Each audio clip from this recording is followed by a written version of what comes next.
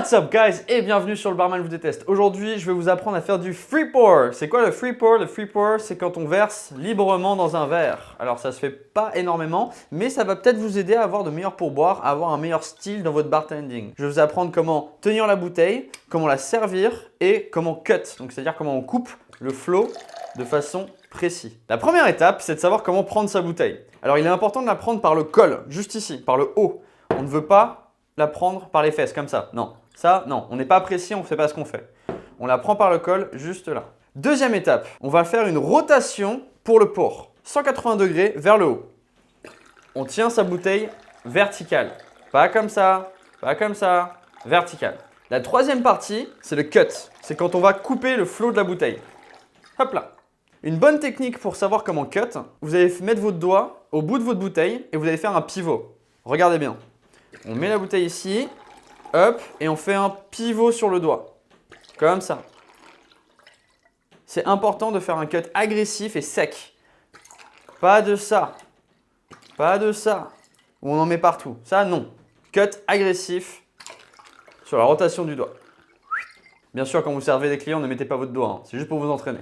La quatrième étape, et sûrement la plus importante, c'est de savoir combien on va mettre exactement de centilitres dans un verre. Je vais vous montrer deux techniques aujourd'hui. Je vais vous montrer une technique qui va vous permettre d'avoir n'importe quel centilitre dans son verre et une qui va vous permettre d'avoir 5 centilitres à tous les coups. On commence avec la plus simple qui va être de compter. On va faire et 1, et 2, et 3, et 4. Il faut toujours garder le bon rythme. Ça veut dire qu'on ne faut pas que dès qu'on arrive à 5 et 6, qu'on et 1, et 2, et 3, et 4, et 5 et 6. Non. Je vais vous montrer un exemple, comment avoir 5 centilitres.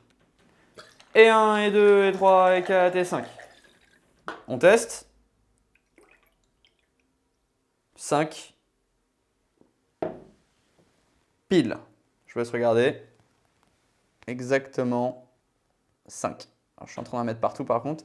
Hop là. Cette méthode, elle nécessite énormément de practice. Ça veut dire qu'il faut que vous travaillez chez vous, il faut que vous essayez, il faut que vous practice à chaque fois. Comme ça va se faire naturellement. Naturellement, vous n'aurez même plus besoin de compter, vous saurez exactement combien de temps ça prend pour faire cette technique.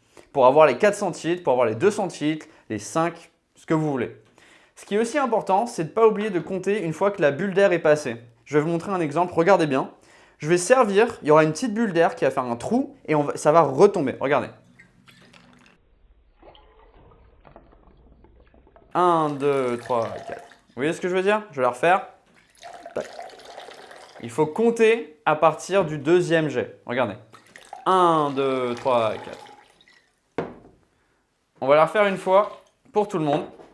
La technique du et 1, et 2, et 3, et 4, et 5. Let's go. On n'oublie pas la rotation, on n'oublie pas la bouteille verticale, on la prend par le col. Et 1, et 2, et 3, et 4, et 5. Je vous laisse regarder. Parfaitement. 5 centilitres. Je vous laisse faire des tests avec 4, avec 3, avec 6, parce qu'on a beaucoup de sang, ça dépend du cocktail qu'on va faire. Maintenant, je vais vous montrer la deuxième technique. La deuxième technique, c'est la technique du pimpon-pimpon. Donc, c'est une technique qu'on m'a appris quand j'ai commencé. Et c'était une façon de connaître un peu le rythme auquel il fallait compter pour avoir 5 centilitres. Alors, je vais vous montrer. Alors, pensez à une ambulance, une vieille ambulance anglaise, un truc comme ça, qui fait pimpon, pimpon. Et en fait, on va compter les pains et les ponts. Par exemple, 1, 2, 3, 4.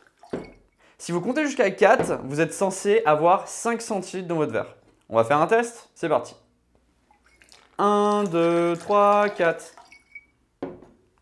J'ai peut-être un peu trop mis, on va voir. Okay, j'en ai mis juste un peu en dessous. Juste un peu en dessous. Mais on se rapproche des 5 quand même. Personne n'est parfait. Il faut énormément s'entraîner pour avoir le bon dosage. Mais ne pas oublier cette technique. 1, 2, 3, 4. Voilà, on est pas mal là. Et voilà tout simplement comment faire du free pour. C'est important d'apprendre à faire du free pour en tant que barman car il y a beaucoup de bars aussi qui vous poussent à faire du free pour et qui vous poussent à devenir de meilleurs barman de cette façon. Ça ne veut pas dire que c'est un problème de travailler avec ça. Je préfère être précis avec ça que de me tromper à chaque fois avec ça, juste en faisant du free pour. N'oubliez pas ce que je vous ai dit, mettez ce que vous en pensez dans les commentaires. Merci beaucoup d'avoir regardé la vidéo. On est en train de penser, en train de réfléchir à plusieurs vidéos, comment on va les faire, plus d'astuces bar, vous les avez demandé dans nos derniers sondages. Merci à tous d'avoir regardé cette vidéo, n'hésitez pas à vous abonner, liker et de partager cette vidéo, ça nous aide énormément, ok? Merci beaucoup et on se retrouve bientôt pour une nouvelle vidéo sur Le Barman vous déteste. Ciao!